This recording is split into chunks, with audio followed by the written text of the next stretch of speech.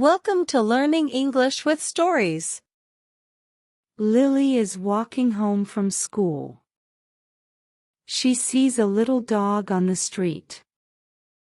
The dog is brown and dirty. It looks cold and tired.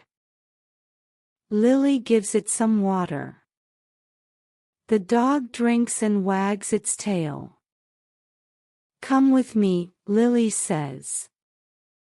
The dog follows her home. Lily gives the dog a bath. Now it is clean and soft. She names it Coco. Lily and Coco are now best friends.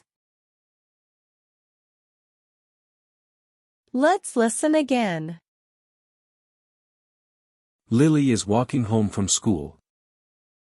She sees a little dog on the street. The dog is brown and dirty. It looks cold and tired. Lily gives it some water.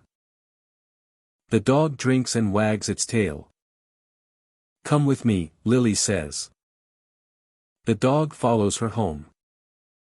Lily gives the dog a bath. Now it is clean and soft. She names it Coco. Lily and Coco are now best friends. Enjoy new videos every day by subscribing to my channel.